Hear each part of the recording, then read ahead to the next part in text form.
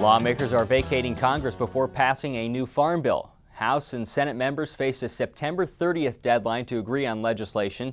We talked with Brad Lubben this week about the future of the farm bill and what happens on the morning of October 1st. Well, nothing just yet.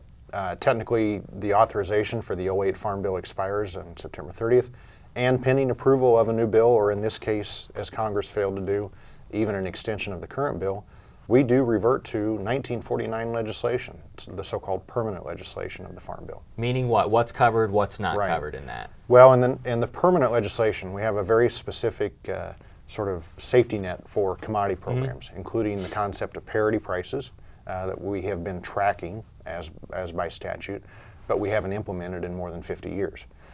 We have support prices tied to parity, which might mean something like $11 plus wheat, $5.50 corn, which actually is kind of where we're at as a support price, but $38 milk. Okay, so support prices under permanent legislation really aren't economically feasible given the current ag system we have. But that's what permanent legislation tells us to implement. Now, not just yet. Current farm programs, even though the authority expires at the end of September, still run through the end of the crop year. In the case of the field crops, that's the 2012 crop year.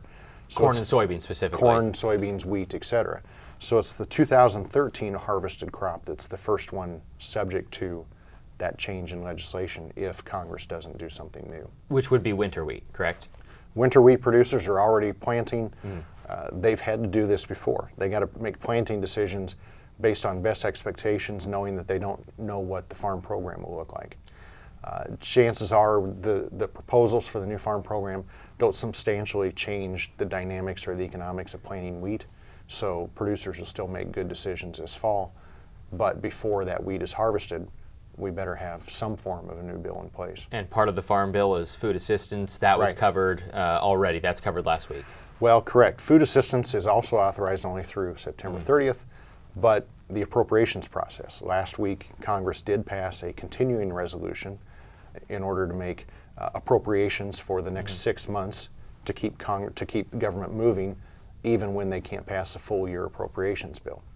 So that 6 months appropriation gives some programs enough money to keep operating, including food assistance. Give me the options for what happens. And the first option is something is done by the end of the year, so the end of the calendar year. What is that option? And there is good reason to expect something by the end of the year. Number one, we sort of ignore the permanent legislation for the moment because the crop year is still lingering. But for dairy, that crop year or commodity year does end at the end of the calendar year.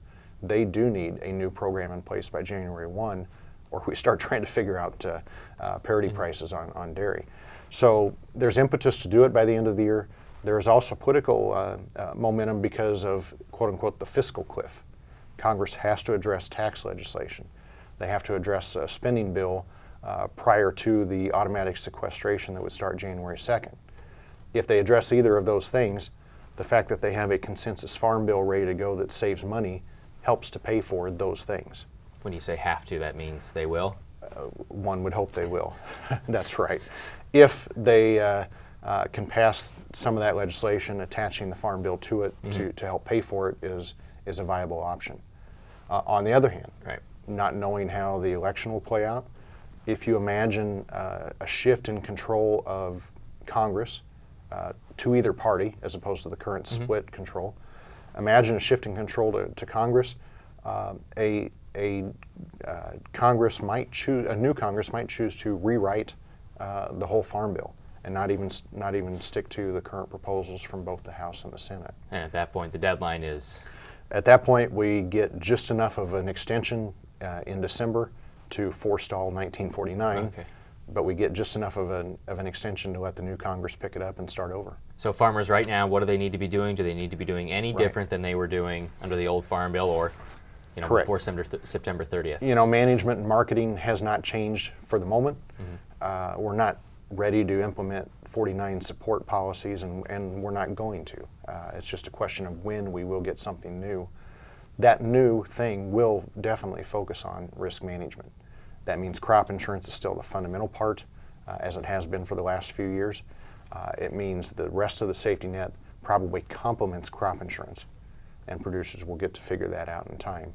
But at the moment, it's market economics and crop insurance decisions that continue into the future. Brad says conservation programs will continue, but some have no funding for new enrollments, such as CRP.